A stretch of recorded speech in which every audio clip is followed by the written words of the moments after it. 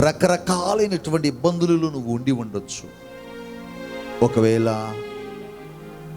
ఏ స్థితిలో నువ్వు విడవబడ్డావు, ఏ స్థితిలో నువ్వు కొట్టబడ్డావు, ఈ లోకము అనేక రీతులుగా నిన్ను అనేక సమస్యలలోనికి నిన్ను తీసుకుని వెళ్ళి ఉండొచ్చు. ఈ లోకము అనేక పద్ధతులలో నిన్ను నాశనపరచటానికి లోకము ప్రయత్నము చేస్తూ ఉండి ఉండొచ్చు.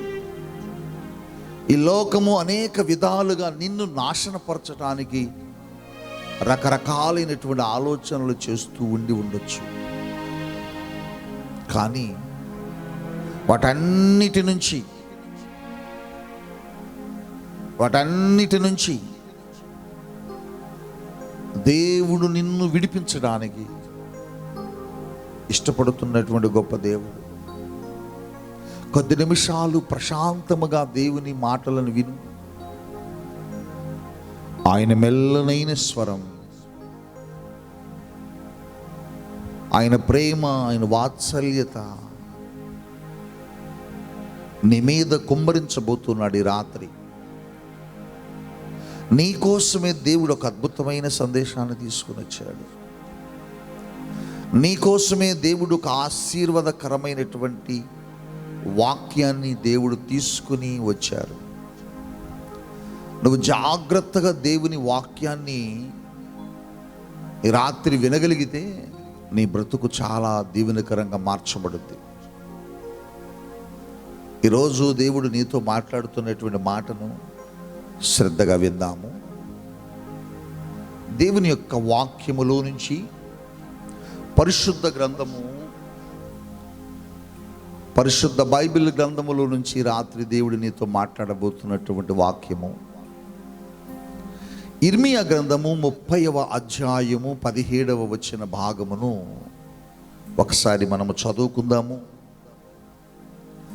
ఇర్మియా గ్రంథము 30వ అధ్యాయము 17వ వచన భాగమును ఒకసారి జాగ్రత్తగా చదువుకుందాము. నేను చదువుతాను, మీ బైబిల్ ఉంటే చూడండి. వారు ఎవరును దోపుడు సొమ్ముగా అప్పగించెదను,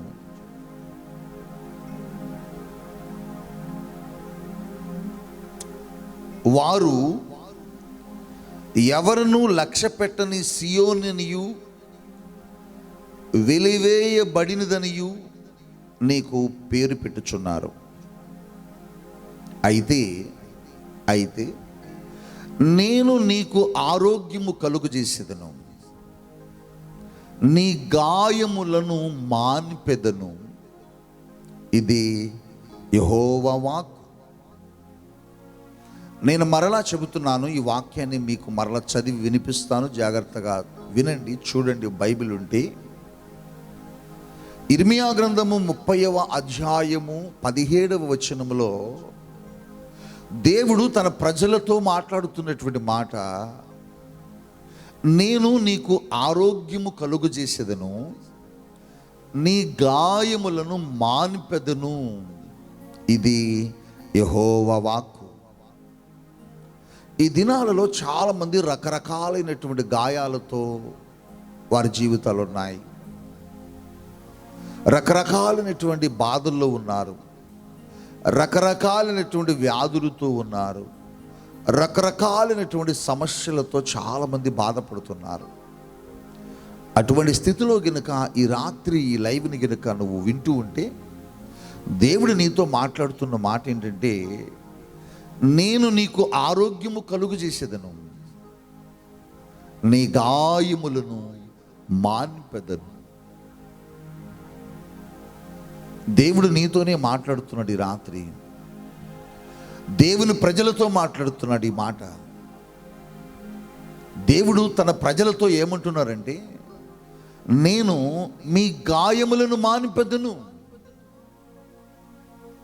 అసలు ఎందుకైనాయో గాయాలు? గాయాలు అవడానికి గల కారణం ఏంటో, ఆ గాయాలను దేవుడు మాన్పుతాను, వాటిని స్వస్థపరుస్తాను, బాగు చేస్తాను అంటున్నాడు. అసలు గాయాలు ఎందుకైనాయి? ఆ గాయాలు అవడానికి గల కారణం ఏంటి? ఆ గాయాలు మనకు అవడానికి కారకులెవరు? ఈ రాత్రి దేవుడు నీతో సూటిగా మాట్లాడుతున్నాడు. మనం అప్పుడప్పుడు అంటూ ఉంటాం కదా, గుండె చెదిరిన వారిని బాగు చేయి వాడివి నీవే, వాని గాయములను కట్టువాడివి నీవే. నేనంటాను, దేవుని యొక్క సేవకుడికి ఈ రాత్రి దేవుడే సూటిగా మాట్లాడుతున్నాడు. నీ గాయములను నేను మాన్పెదను అంటున్నాడు. అసలు గాయాలు ఎందుకైనాయి? గాయాలు అవడానికి గల కారణం ఏంటి? అసలు మనిషి జీవితంలో గాయాలు ఎందుకు పొందుకుంటాడు? గాయాలు మనిషికి అయ్యే పరిస్థితులు ఎందుకు వచ్చినాయి? మనిషి అనుభవిస్తున్న గాయాలను కనుక మనం పరిశీలిస్తే అసలు ఈ గాయాలు అవడానికి గల కారణం ఏంటని ఆలోచన చేస్తే చాలా చిత్రమైనటువంటి విషయాలు పరిశుద్ధ గ్రంథం మనకు సమాధానం ఇస్తుంది. ఒక మనిషి 3 రకాలైనటువంటి గాయాలను అనుభవిస్తూ ఉంటాడు. 3 రకాలైన గాయాలు మనుషులు అనుభవిస్తున్నారు ఈ భూమి మీద. 3 రకాలైన గాయాలు. ఈ మనుషులందరూ 3 రకాలైన గాయాలు అనుభవిస్తున్నారు. ఆ గాయాలలో మొదటిది ఆత్మకు కలిగే గాయం. ఒకటి ఆత్మకు కలిగే గాయం, 2 శరీరమునకు కలిగే గాయం, 3 మనస్సునకు కలిగే గాయం. ప్రతి మనిషి ఈ 3 గాయాలు పొందుకునున్నాడు. ప్రతి మనిషి ఈ 3 గాయాలను అనుభవిస్తూ ఉన్నాడు. యశోనాన్న, మొదటిగా మనం చూస్తే బిడ్డ, ఆత్మకు కలిగే గాయం. ఈ ఆత్మకు కలిగే గాయం కనబడదు. ఈ ఆత్మకు గాయము కలగడానికి గల కారణం ఏంటంటే దేవుని యొక్క వాక్యంలో రాయబడ్డది. యెషయా గ్రంథము 1వ అధ్యాయము 5వ వచనము నుండి మనం చదువుకుంటూ వెళితే అక్కడ ఆత్మకు కలిగే గాయం రాయబడ్డది. ఒక మనిషి జీవితంలో తన ఆత్మ గాయపరచబడ్డది, తన ఆత్మకు గాయమైనది. ఆ ఆత్మకు గాయం ఎందుకైంది అంటే దేవుని మీద తిరుగుబాటు చేసి పాపము వలన ఆ మనుష్యుడు ఆత్మకు గాయము చేసుకున్నాడు. ఆత్మకు గాయము అవడానికి గల కారణం ఏంటంటే మనిషి జీవితంలో చేసే పాపమే. పాపము నీ శరీరాన్ని గాయపరచదు, పాపము నీ మనస్సును గాయపరచదు, పాపము నీ ఆత్మను గాయపరుస్తుంది, ఆత్మను గాయపరచుతుంది. చూడు బిడ, ఆత్మకు గాయమైతే దాన్ని ఎవరు బాగు చేయగలరు? డాక్టర్ దగ్గరికి వెళితే నీకు ఆ ఆత్మకు గాయమైన సంగతి అతను గమనించగలడా? గమనించలేడు. వైద్యుడిని సంప్రదిస్తే నీ ఆత్మకైన గాయాన్ని ఆయన చూడగలడా? చూడలేడు. అయితే మరి ఆత్మకైన గాయం ఎవరు తీయగలరు, ఎవరు బాగు చేయగలరు అంటే దేవుడే. అందుకోసమే దేవుడు చెబుతున్నాడు, మీరు నాకు విరోధముగా పాపము చేశారు, నన్ను దేవుడు కాదని వదిలేసి వెళ్ళిపోయారు, నన్ను విడిచిపెట్టి మీరు వెళ్ళిపోయారు, మోసపరిచారు. అందుకోసమే అరకాలు మొదలుకొని తల వరకు స్వస్థత కొంచెమైనను లేకుండా మీకు మీ శరీరం అంతా కూడా గాయాలైపోయాయి. మీ ఆత్మకు గాయమైనది. ఆత్మకు గాయము ఎలా అవుతుందంటే మనిషి చేసిన పాపమును బట్టి ఒక మనుష్యుడు జరిగించే పాపమే ఆత్మకు గాయం అవ్వడానికి గల కారణం. నిజమే. అందుకోసమే రోమీయులకు రాస్తూ 3వ అధ్యాయములో పౌలు అంటాడు 23వ వచనంలో, అందరూ పాపము చేసి దేవుడు అనుగ్రహించుచున్నటువంటి మహిమను పొందుకోలేకపోతున్నారట. అంటే దేవుని మహిమని దగ్గరకు రాకపోవటానికి గల కారణం పాపం. ఆ పాపం ఏం చేస్తుందంటే నీ ఆత్మను గాయపరుస్తుంది. ఇది ఎవరికి తెలియదు. ఇది అందరూ గ్రహించలేరు.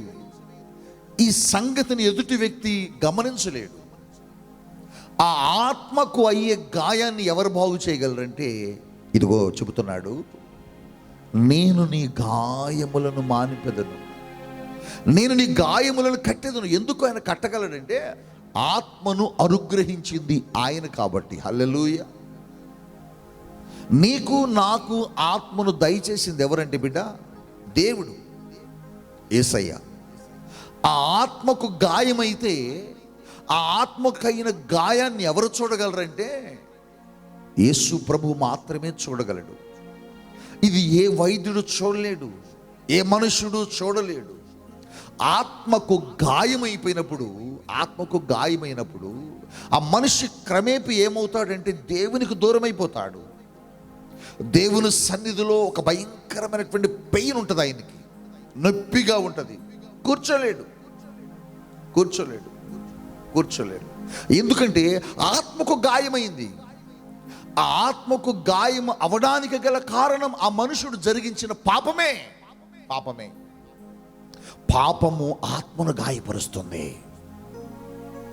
పాపము నీలో ఉన్నటువంటి ఆత్మను, దేవుడు అనుగ్రహించినటువంటి ఆత్మను గాయపరుస్తుంది. వాక్యం వింటున్నటువంటి ప్రియ దేవుని బిడ్డ, దేవునికి నువ్వు దూరం అయిపోవటానికి కారణం, దేవుని సన్నిధికి నువ్వు దూరం అయిపోవటానికి కారణం, దేవుని సన్నిధిలో ఏదో కోల్పోయిన వాడిలా నువ్వు ఉండడానికి గల కారణం ఏంటంటే, రాత్రి పరిశుద్ధాత్ముడు చెబుతున్నాడు, నీ ఆత్మకు గాయమైంది. ఆ గాయాన్ని ఎవరు మానపగలరు అంటే, వైద్యుడు మానపలేడు, స్నేహితుడు మానపలేడు, బంధువులు దానిని మానపలేరు. మరి ఎవరు మానపగలరంటే, ఇదిగో రాస్తున్నాడు ఇర్మియా 30:17లో, ఇశ్రాయేలీయులారా, మీరు నన్ను విడిచి పాపం చేశారు, మీరు నన్ను వదిలి పాపం చేశారు, నన్ను దేవుడు కాదు అని మీరు వెళ్ళిపోయారు. 2 మనస్తత్వాల మధ్య మీరు నడిచారు, 2 ఆలోచనల మధ్య మీరు నడిచారు. నన్ను వదిలి మీరు వెళ్ళిపోయి మీ ఆత్మకు మీరు ఏం చేసుకున్నారంటే గాయం చేసుకున్నారు. అయితే ఆ గాయము అవడానికి గల కారణం మీరు చేసిన పాపమే, మీరు చేసినటువంటి విరోధమైన పనులే, మీరు చేసినటువంటి దేవునికి వ్యతిరేకమైన పనులు మీ ఆత్మను గాయపరిచాయి.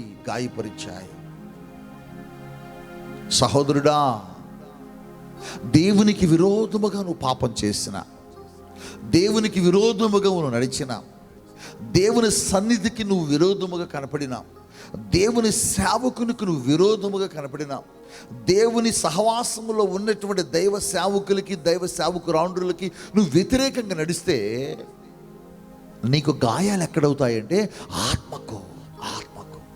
ఆ ఆత్మకు అయ్యే గాయం నిన్ను కదలలేదు, మెదలలేదు.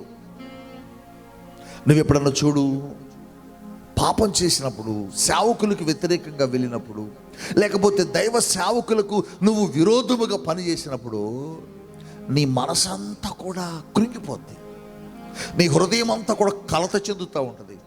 నీ హృదయంలో ఏదో కోల్పోయిన అనుభవం, కోల్పోయినటువంటి ఫీలింగ్ కలుగుతూ ఉంటుంది. అది ఏంటంటే అదే ఇది ఆత్మకు గాయమైంది నీకు. ఈరోజు చాలామంది దేవుని పిల్లలు వారి ఆత్మలకు గాయాలైపోయి ఉన్నాయి.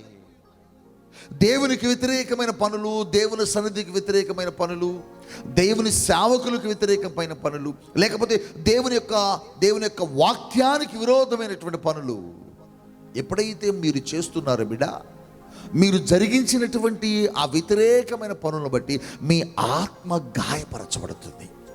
మీ ఆత్మ. అందుకోసమే నువ్వు దేవునికి విరోధంగా పాపం చేసినప్పుడు చూడు, నీకు తెలియదు, కానీ నువ్వేదో కోల్పోయిన వాడిలా ఉంటావు. నీ మనస్సంతా, నీ హృదయం అంతా నీ వేదనతో కుమిలిపోయి బాధపడుతూ ఉంటావు, ఏదో ఏడుస్తూ ఉంటావు, ఒక్కడవే ఒంటరిగా వెళ్ళిపోయి ఏడుస్తూ ఉంటావు, ఒక్కదానివే కూర్చొని ఏదో కోల్పోయిన దానిలో ఏడుస్తూ ఉంటావు, ఒక్కడవే దూరంగా వెళ్ళిపోయి ఏడుస్తూ కూర్చుంటావు. ఎవరైనా ఏమైంది, ఎందుకు నువ్వు ఇంత ఏడుస్తున్నావు అంటే, ఏమో తెలియడం లేదు, ఏదో కోల్పోయిన అనుభవం, ఏదో కోల్పోయిన బాధ నాలో ఉందబ్బా. నాకు అర్థం కావట్లేదు. హాస్పిటల్కి వెళ్దాం రా అని హాస్పిటల్కి తీసుకువెళ్తే డాక్టర్ మొత్తం స్కాన్ చేసి అనేది చెప్పే మాట ఏంటంటే, బిడ్డ అసలు ఈమెకి ఏమి అవ్వలే, ఈ వ్యక్తికి ఏమీ అవ్వలా, అన్ని రిపోర్ట్స్ నార్మల్గా ఉన్నాయి అంటాడు. కానీ ఎందుకు నీ బాధ, ఎందుకు నీ జీవితంలో ఏదో తెలియనటువంటి ఆ బలహీనత, ఎందుకు నీ శరీరంలో ఆ భయంకరమైన వేదనంటే ఆత్మకు గాయం. ఆత్మకు గాయం పాపాన్ని బట్టి వస్తుంది. ఆత్మకు గాయం నువ్వు చేసినటువంటి వ్యతిరేకతను బట్టి వస్తుంది. నువ్వు జరిగించిన పాప క్రియను బట్టి నీ ఆత్మ గాయపరచబడుద్ది. ఇశ్రాయేలీయులు కూడా అదే చేశారు. దేవుణ్ణి వదులుకొని వెళ్ళిపోయారు, దేవుణ్ణి గాయపరిచారు, దేవుణ్ణి బాధ పెట్టారు, దేవుణ్ణి దూషించారు, దేవుణ్ణి వదిలేసి వెళ్ళిపోయారు.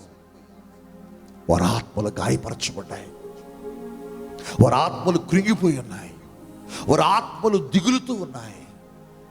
అందుకోసమే వారితో అంటున్నాడు, దేవుని పిల్లలారా, ఇదిగో నేను మీ గాయములను కట్టేదను. ఆత్మకైన గాయాన్ని ఎవడు కట్టలేడు బిడ్డ. ఆత్మకైన గాయాన్ని ఎవడు మానపలేడు బిడ్డ. ఆత్మకైనటువంటి ఆ గాయాన్ని మానపగలిగేవాడు ఈ భూమి మీద ఎవడు లేడు నాన్న. ఒకే ఒకడు యేసయ్య మాత్రమే.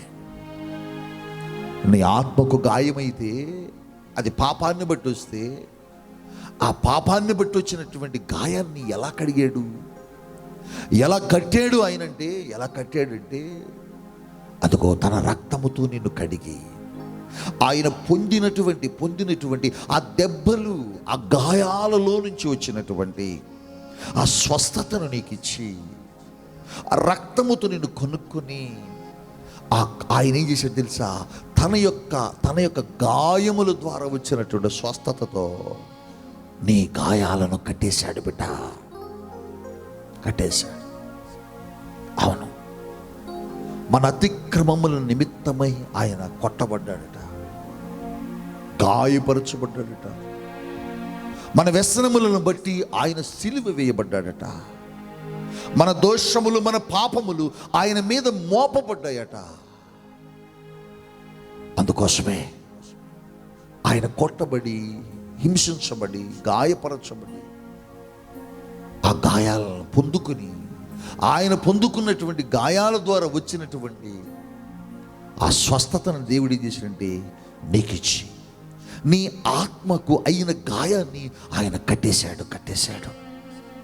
ఈ రాత్రి పాపము ద్వారా ఈ ఆత్మను గాయపరుచుకున్నావా? నువ్వు చేసిన మోసపు పనుల ద్వారా నీ ఆత్మను గాయపరుచుకున్నావా? ఈ గాయాన్ని ఎవరు కట్టలేరు, ఈ గాయాన్ని ఎవరు బాగు చేయలేరు, ఈ గాయాన్ని ఎవరు కూడా బాగు చేయలేరు. ఎందుకంటే ఆత్మలో ఉన్నటువంటి గాయాన్ని చూడగలిగిన దేవుడు, ఆత్మలో ఉన్నటువంటి గాయాన్ని కట్టగలిగిన దేవుడు యేసయ్య మాత్రమే. అందుకోసమే నీ గాయములను కడతాడు. దేవునికి దూరం అయిపోయి ఉన్నావా? దేవుని విడిచిపెట్టి పాపం చేస్తున్నావా? దేవుని సన్నిధిని వదిలేసి వెళ్ళిపోతున్నావా? దేవునికి, దేవుని సంఘానికి, దేవుని సేవకునికి వ్యతిరేకంగా ఉన్నావా? అందుకోసం అంటున్నాడు, నిత్యము తిరుగుబాటు చేయొచ్చు, మీరేలా ఇంకను కొట్టబడుచున్నారు. అవును, కొట్టబడుచున్నారు, గాయపరచబడుచున్నారు. ఆత్మకు గాయం, మీ ఆత్మకు గాయం. ఈ రాత్రి నీ ఆత్మకు గాయాన్ని బాగు చేయగలిగేవాడు, నీ ఆత్మను గాయమును కట్టేవాడు యేసయ్య మాత్రమే. ఆయన అంటున్నాడు, నీ ఆత్మకు కలిగిన గాయాన్ని కట్టి నీకు మంచి ఆరోగ్యం ఇస్తాను, నీ పాపము నుంచి విడిపిస్తాను, నేను శుద్ధినిగా చేస్తాను, నేను పవిత్రుడిగా, పవిత్రురాలుగా చేసి గొప్ప వ్యక్తిగా చేస్తాను అని దేవుడు నీకు ఈ రాత్రి వాక్కిస్తున్నాడు, వాగ్దానం ఇస్తున్నాడు. ఒకటి ఆత్మకు కలిగే గాయం, రెండు శరీరమునకు కలిగే గాయమట మనుష్యుడు పొందుకునేది. శరీరమునకు కలిగే గాయాలు ఉంటాయి. మనం వెళుతున్నప్పుడు, పడుతున్నప్పుడు, మనం ఏదైనా పని చేస్తున్నప్పుడు కింద పడినప్పుడు, లేకపోతే మనల్ని ఎవరైనా కొట్టినప్పుడు ఇలా శరీరమునకు గాయం అవుద్ది. శరీరమునకు గాయమైతే మనం ఏం చేస్తాం? హాస్పిటల్కి వెళతాం. హాస్పిటల్కి వెళ్ళగానే ఆ గాయమైనటువంటి స్థలాన్ని డాక్టర్ ఏం చేస్తాడంటే చక్కగా క్లీన్ చేసి దాన్ని మంచిగా కుట్లు వేస్తాడు, స్టిచెస్ చేస్తాడు, కుట్టేస్తాడు. దాని మీద ఓ ఆయింట్మెంట్ని రాస్తాడు. ఇప్పుడు నేను నిన్ను అడగబోతున్న ఒక మాట ఏంటంటే, ఆయింట్మెంట్ పైన రాశాడు, ఆయింట్మెంట్ పైన రాశాడు. మరి లోపల ఉన్న గాయం ఎలా మానింది? నీకు లోపల ఉన్న గాయం ఎలా మానింది? నీకు ఒక సంగతి చెప్పాలి. ఇక్కడ నువ్వు డాక్టర్ దగ్గరికి వెళ్ళినా నీ గాయాన్ని బాగు చేసేది డాక్టర్ కాదు. డాక్టర్ ఏం చేస్తాడంటే అది కుడతాడు, శరీరాన్ని అతికిస్తాడు, అతికించేసి కుట్టు వేస్తాడు, పైన ఆయింట్మెంట్ రాస్తాడు. ఈ ఆయింట్మెంట్ దేని కొరకు రాస్తాడంటే బయట నుండి ఏ బ్యాక్టీరియాస్ నీ దేహాన్ని ముట్టకుండా ఉండుటకు. ఒకవేళ అక్కడికి వచ్చి గాయం మీద అవి లోపలికి ప్రవేశించడానికి ప్రయత్నిస్తే ఆ ఆయింట్మెంట్ ఆ బ్యాక్టీరియాస్ని ఏం చేస్తుందంటే చంపేస్తుంది. అంతవరకే ఆ ఆయింట్మెంట్ పనిచేసేది. మరి లోపల ఉన్న శరీరం ఎలా కలుసుకొని తర్వాత అతుక్కుపోతుంది? ఎవరంటే దీన్ని బాగు చేసేది యేసయ్య, వైద్యుడు కాదు. వైద్యుడు కొద్ది వరకే నీ శరీరంలోనికి బ్యాక్టీరియాస్ రాకుండా ట్రీట్మెంట్ చేయగలడు. మరి లోపల ఉన్నటువంటి ఆ అవయవాలు ఎలా అతుక్కుంటాయి, ఎలా పనిచేస్తాయి? ఎలా పనిచేస్తాయంటే దేవుడు నీ దేహాన్ని ముట్టుకోవటాన్ని బట్టి. అందుకోసమే నీ శరీరమునకు అయ్యే గాయాలు కూడా ఎవరు కట్టగలరంటే దేవుడే. ఒకటి ఆత్మకు అయ్యే గాయాలు కడతాడు, రెండు నీ శరీరమునకు అయ్యే గాయాలు కడతాడు. ఇక మూడవ గాయం మనస్సునకు కలిగే గాయం. మనస్సునకు కలిగే గాయం ఇది చాలా భయంకరంగా ఉంటుంది. ఇది చాలా వేదనగా ఉంటుంది. ఎప్పుడన్నా అప్పుడప్పుడు నీ బంధువులు వచ్చి ఏంటి ఎలా ఉన్నావు అన్నప్పుడు నువ్వు చెబుతావు, నా మనస్సే బాగాలేదు, నా మనస్సే బాగాలేదు. ఎందుకు నీ మనస్సు బాగాలేదు అని అడిగితే అంటావు, నేను వాడిని చాలా నమ్మాను, నమ్మి నా జీవితాన్ని ఇచ్చేశాను, నా బ్రతుకును అప్పగించేశాను, నా జీవితం సర్వము అతనే అనుకున్నాను. కానీ వాడు నన్ను మోసం చేసి వెళ్ళిపోయాడు. వాడు చేసినటువంటి ఆ మోసానికి నా మనస్సు గాయపడింది.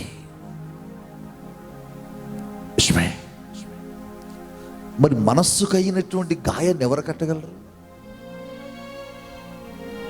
మనస్సుకైనటువంటి గాయాన్ని ఎవరు కట్టగలరు? నువ్వు ప్రేమించిన వారు నీ మనస్సును గాయాలు చేస్తారు. నువ్వు ఇష్టపడినటువంటి వ్యక్తులు నీ మనస్సును గాయపరుస్తారు.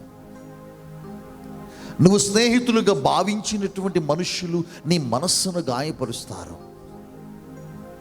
నువ్వు అత్యధికముగా ప్రేమించినటువంటి నీ భర్తే నీ మనస్సును గాయపరుస్తాడు.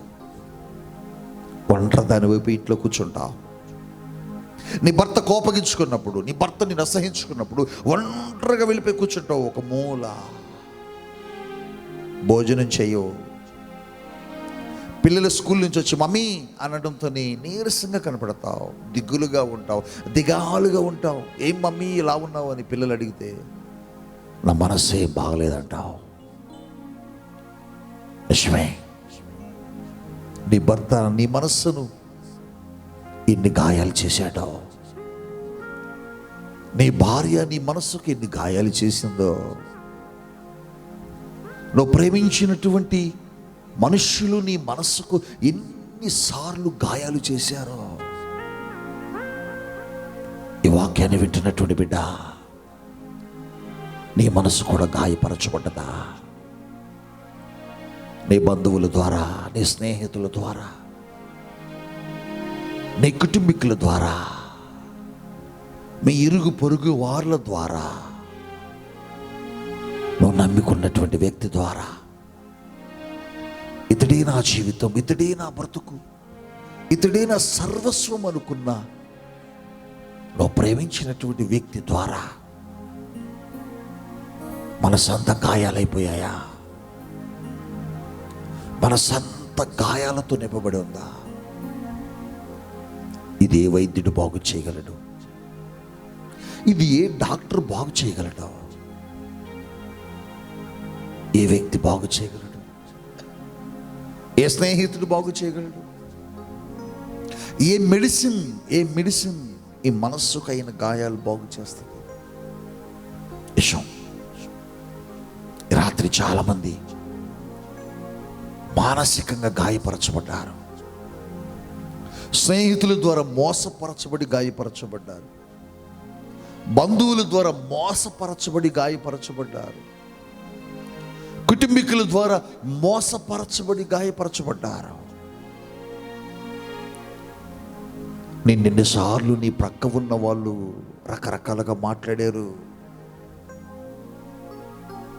చదువు లేదానివని, అందం లేదానివని, ఇంకా వివాహం అవ్వలేదని, ఇంకా ఉద్యోగం రాలేదని, ఇంకా ఇల్లు కట్టుకోలేదని, ఇంకా సరైన జీవితం లేదని వారి మాటలతో నిన్ను గాయపరిచారు కదా. ఎన్నిసార్లు ఏడ్చావు? ఎన్నిసార్లు ఏడ్చావు? ఎన్నిసార్లు గాయాలు చేశారు? అందం లేదానివని, అందం లేనుడు అని, చదువు లేనివాడు అని, చదువు లేదానివని, విలువ లేని దానివి, విలువ లేని వాడువని ఎన్నిసార్లు గాయాలు చేశారు?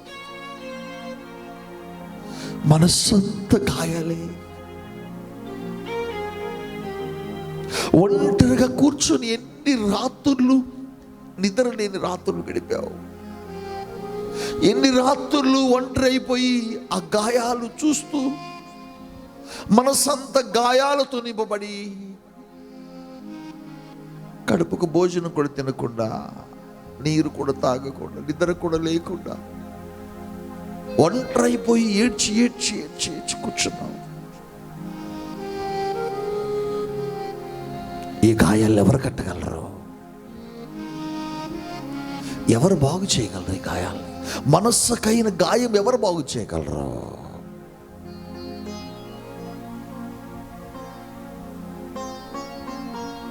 దేవుడు అంటున్నాడు, మీ మనస్సుకైన గాయాలను నేను కడతాను. నా దగ్గరకు రండి, నన్ను ఆశ్రయించండి. విశ్వనాన్న, అమ్మాయి పాపం చేస్తూ పట్టబడ్డదట. పాపం ఒక్కరు చేయరు కదా బిడ్డ, ఒక్కరు చేయరు, ఇద్దరు కలిసి చేస్తారు. పాపము ఒక్కతే చేయట్లా, ఇద్దరు చేశారు.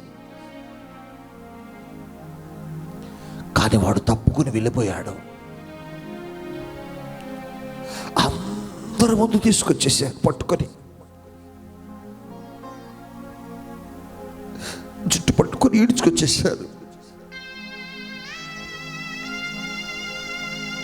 ఆ ఊరి సమాజం అంతా అక్కడే ఉన్నది. ప్రజలందరూ చూస్తున్నారు. ఒక్కొక్కడు ఒక్కొక్క రీతిగా మాట్లాడుతున్నారు. ఒకడంటాడు, ఊరును పాడు చేయడానికి వచ్చింది పాపాత్మురాలు అని. మరొకడంటాడు, కండ కావరమెక్కి పొగర పట్టి పాపం చేస్తుందంటాడు. మరొకడంటాడు, చంపేయండి అంటాడు. మరొకడు అంటాడు దీని జీవితం ఇంతే అంటాడు. మరొకడు అంటాడు ఈ అమ్మాయి బ్రతికింతే అని. రకరకాలుగా ఆవిడ మనస్సును గాయపరిచే మాటలు మాట్లాడుతున్నారు. ఆ రోజు శరీరానికి గాయమైతే ఏదో ఒక ఆయింట్మెంట్ రాస్తాం, కానీ మనస్సుకు గాయమైతే దానికి ఏమి రాయగలం? దాన్ని ఎవరు బాగు చేయగలరు? దాన్ని ఎవరు కట్టగలరు? గాయాలన్నీ గాయాలే. ఆవిడ హృదయంలో, ఆవిడ మనస్సులో ఎన్ని గాయాలతో నిలబడి ఉంది అక్కడ. అందరూ గాయాలు చేస్తున్నారు. రాళ్లతో కొట్టండి అని ఒకడు, జుట్టు పట్టుకొని లాక్కురండి అని ఒకడు, కొవ్వు బట్టి తిరుగుతుందని మరొకడు. ఇలా ఎన్ని రకాలైన మాటలతో గాయపరుస్తున్నారో.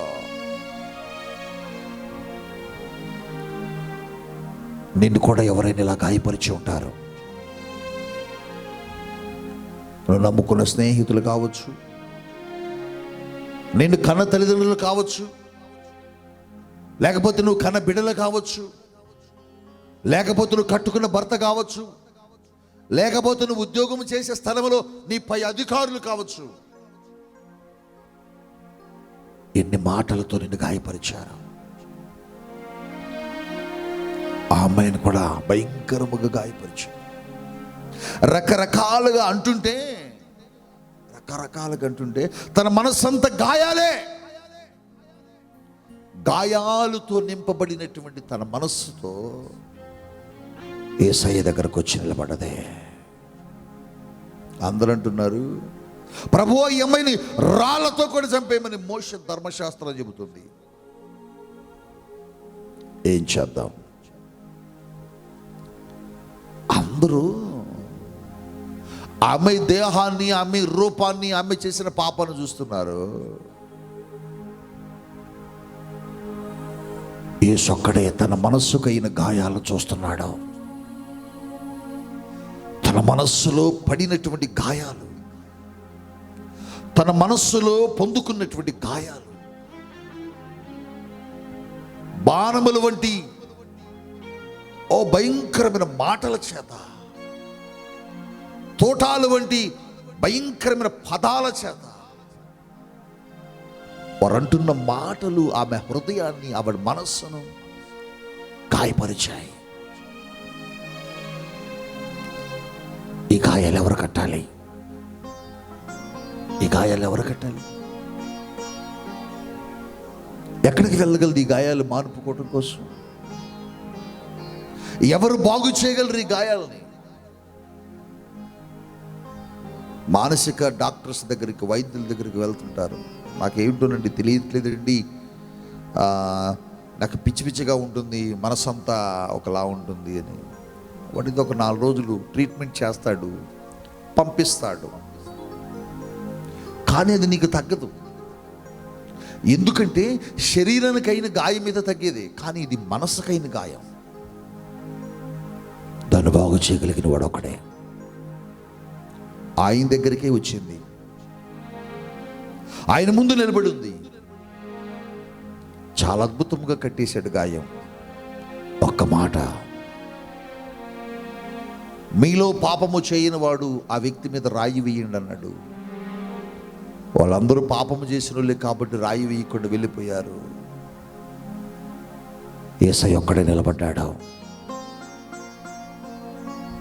యేసయ్య ముందు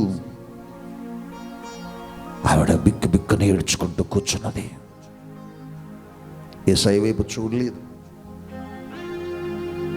యేసయ్య వైపు కనులెత్తి చూడటానికి ధైర్యం సరిపోట్లే.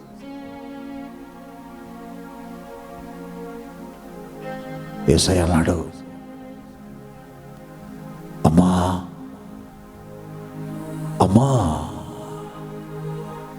నిన్నెవరు కొట్టలేదా? అమ్మానా ఏమన్నావయ్యా?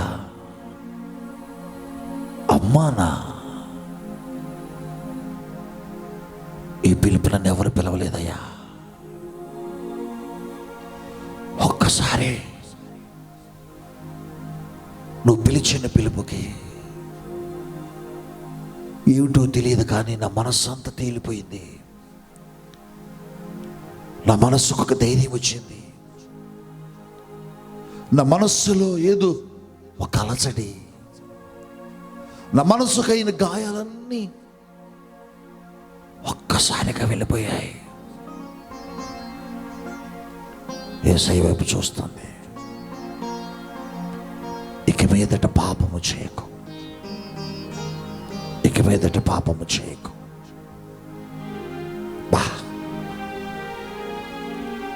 తన మనసుకైన గాయాలన్నీ తీసేశాడు. తన మనస్సులో ఉన్న గాయాలన్నిటిని తీసేశాడు. గాయాలను కట్టి బాగు చేసి ఆరోగ్యం ఇచ్చి పంపుతున్నాడు. ఈ రాత్రి వాక్యం వింటున్నటువంటి ప్రియ బిడ్డ, నీ మనస్సుని మనుషులు గాయపరిచారు కదూ, నీ మనస్సును నీ భర్త గాయపరిచాడు కదూ, నీ మనస్సును నీ బంధువులు గాయపరిచారు కదూ. ఆయా స్థలాలలో ఫంక్షన్కి వెళ్ళినప్పుడు నీ బంధువులు నిన్న మాటలు, ఆయా కార్యక్రమాలలో బంధువుల మధ్యకు నువ్వు వెళ్ళినప్పుడు నీ బంధువులు అన్న మాటలు నిన్ను ఎంత గాయపరిచాయో, ఎంత గాయపరిచాయో. ఈ రాత్రి ఈ గాయాన్ని బంధువు కట్టలేడు, ఈ గాయాన్ని స్నేహితుడు కట్టలేడు, ఈ గాయాన్ని ఏ వ్యక్తి, ఏ వైద్యుడు కట్టలేడు. నా ప్రభు అంటున్నాడు ఇర్మియా 30వ అధ్యాయం 17వ వచనంలో, మీ గాయములను నేను కడతాను, మీ గాయములను నేను మాన్పెదను. ఈ రాత్రి నువ్వే గాయాలతో బాధపడుతున్నావు, ఆత్మలో గాయమైపోయి దేవునికి విరోధంగా పనిచేస్తూ నడుస్తూ జీవితం ఉందా? నీ ఆత్మకు గాయమైపోయి దేవుని సన్నిధిలో పాపం చేస్తూ దూరం అయిపోయావా? ఈ రాత్రి రా, ఆయన నీ గాయాలన్నీ కట్టేవాడు.